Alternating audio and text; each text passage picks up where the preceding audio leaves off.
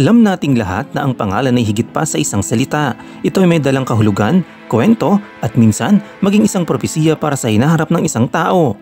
Alam mo ba na maraming sikat na pangalan ngayon mula sa Biblia? Halimbawa, ang pangalang Michael, isa sa mga pinakasikat na pangalan sa mundo, ay pangalan ng isang archangel at nangangahulugang sino ang katulad ng Diyos. Ang pangalang Noah ay hindi lang sumikat dahil sa kwento ng arko. Alam mo bang isa rin itong isa sa pinakaunang recorded names in history? Ito ang Kaalaman Studios. At sa video natin ngayon na ibabahagi namin sa inyo ang pinakamagagandang pangalan mula sa Biblia na maaari mong gamitin o ginagamit sa kasalukuyan. Number 1. Ada. Ang pangalang Ada ay isa sa mga unang pangalan ng kababaihan na binanggit sa Biblia. May dalawang babaeng nagngangalang Ada sa aklat ng Genesis.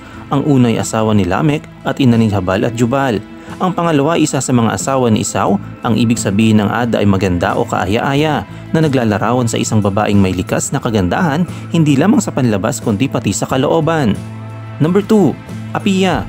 Ang pangalang Apia ay matatagpuan sa Bagong Tipan, partikular sa sulat ni Apostol Pablo kay Filemon.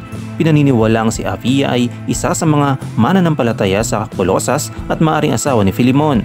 Ang pangalan ay nangangahulugang masagana o lumalago na sumisimbolo sa isang buhay na pinagpala ng Diyos at patuloy na umangat sa biyaya at kagandahang loob.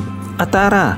Ang pangalang Atara ay mula sa wikang Hebreo at nangangahulugang korona o karangalan. Sa Biblia, ang pangalang ito ay ginamit upang ipakita ang dangal at mataas na posisyon ng isang tao. Ang isang batang babae na pinangalan ng Atara ay maaaring makita bilang isang prinsesa o isang babaeng may mataas na pagpapahalaga sa sarili at sa iba. Perpekto itong pangalan para sa isang baby girl na nais mong palakihin bilang isang malakas, marangal at matalinong babae. Delilah. Ang pangalang Delilah ay nagmula sa kwento ni Samson at Delilah sa aklat ng mga hukom. Si Delilah ay isang babaeng Filisteo na ginamit upang linlangin si Samson at matuklasan ang lihim ng kanyang lakas. Ang pangalan ay may kahulugang marupok o mahina. Ngunit sa modernong panahon, ito ay naging tanyag bilang isang elegante at kakaibang pangalan. Kahit na negatibo ang imahe ni Delilah sa Biblia, ang tunog ng kanyang pangalan ay nananatiling maganda at popular sa maraming bansa. Hadassah. Si Hadassah ay ang orihinal na pangalan ni Reyna Esther bago siya naging reyna ng Persia. Ang pangalang ito ay nangangahulugang awa o puno ng myrtle, isang halaman na ginagamit sa mga seremonya sa Israel at sumisimbolo sa kagandahan, kalinisan at kabanalan. Ang pangalang Hadassah ay may malalim na espiritual na kahulugan at ipinapakita ang tapang at pananampalataya ng isang babae. Junia. Ang Junia ay isang pangalan mula sa Bagong Tipan na matatagpuan sa Roma chapter 16 verse 7 kung saan siya ay binanggit ni Apostol Pablo bilang isang kilalang apostol at tagasunod ni Kristo. Ang kahulugan ng pangalang ito ay isinilang noong Hunyo, kaya perfect ito para sa mga batang babae o mga taong ipinanganak sa buwan ng June. Ngunit higit pa rito, si Junia ay isang inspirasyon dahil sa isang malakas at dedikadong lingkod ng Diyos sa panahon ng maagang Kristyanismo. Ketura. Si Ketura ay isa sa mga asawa ni Abraham matapos namatay si Sarah. Ang kanyang pangalan ay nangangahulugang halimuyak o sakripisyo. Sa kasaysayan, siya ay inilarawan bilang isang mabangong insenso na nagdadala ng espiritual na kadalisayan at pagpapala. Ang isang batang babaeng may pangalang Ketura ay maaaring makita bilang isang mapagbigay, mabango sa pananampalataya at may pusong puno ng pagmamahal at sakripisyo para sa iba. Talita. Ang pangalang Talita ay nagmula sa isang sikat na kwento sa Ebanghelyo ni Marcos kung saan sinabi ni Jesus ang mga salitang Talita Kumi na nangangahulugang munting dalaga, bumangon ka, bago buhayin ng isang babaeng mula sa kamatayan. Ang pangalang ito ay sumisimbolo sa bagong buhay, himala at pag-asa. Kung gusto mong pangalanan ng iyong anak sa isang makabuluhang pangalan, ang Talita ay isang perpektong pagpipilian na nagpapaalala sa atin ng kapangyarihan ng Diyos na muling buhayin at bigyan tayo ng panibagong pag-asa. Vashti. Si Vashti ay isang reyna sa aklat ni Esther na kilala sa kanyang katapangan at dignidad. Siya ang unang asawa ng Haring Ahasuero, ngunit pinalayas mula sa trono matapos siyang tumangging sundin ng utos ng hari na ipakita ang kanyang kagandahan sa harap ng maraming tao. Ang pangalan niya ay nangangahulugang pinakamaganda o pinakamahusay. Bagamat madalas na itinuturing bilang isang trahedya ang kanyang kwento, si Vashti ay naging simbolo ng lakas ng loob ng isang babae na lumaban para sa kanyang dangal at hindi nagpapadikta sa iba. Narito naman ang mga pangalang unisex o gender neutral ayon sa Biblia.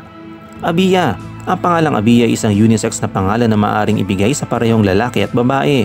Ito ay nagmula sa wikang Hebreo na nangangahulugang ang Diyos ang aking ama. Sa Biblia, maraming tao ang may pangalang Abiya, kabilang isang anak ni Samuel na isa sa mga hukom ng Israel. Ang pangalang ito ay sumasalamin sa isang malapit na relasyon sa Diyos at sa isang pamilyang may lalim na pananampalataya. Amal.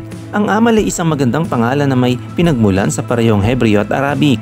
Sa Hebreo, nangangahulugan itong pag-asa o pagnanais, samantalang sa Arabic, nangangahulugan itong ambisyon o mabuting layunin. Sa Biblia, ang konsepto ng pag-asa ay laging iniuugnay sa pananampalataya at pagtitiwala sa Diyos.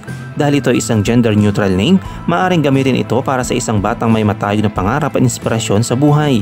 Elon. Ang pangalang Elon ay isang matatag at makapangyarihang pangalan na nangangahulugang punong oak. Sa Biblia, si Elon ay isa sa mga hukom ng Israel na namuno sa loob ng 10 taon. Ang oak tree ay isang simbolo ng katatagan, lakas at mahabang buhay, kaya't ang pangalang ito ay sumasalamin sa isang taong matibay sa pananampalataya at may kakayahang pangalagaan ng iba. Sa modernong panahon, ang Elon ay isang unisex na pangalan na nagbibigay ng imahe ng karunungan at katatagan. Jericho. Ang Jericho ay isang biblical place name na nangangahulugang lungsod ng buwan.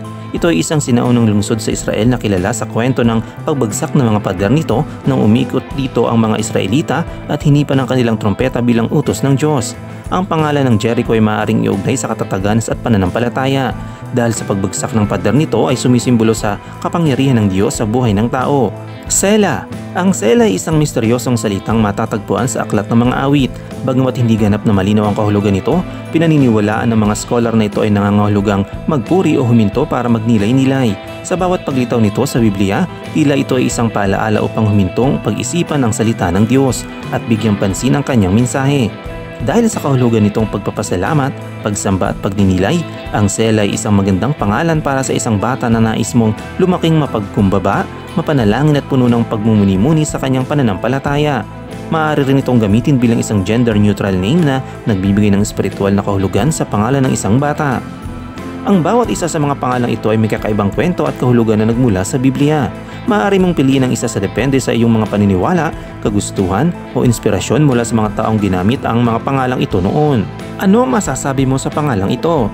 I-comment mo sa comment section at huwag kalimutang i-like, subscribe at i-click ang notification bell para sa mas marami pang kaalaman sa mga susunod nating mga videos.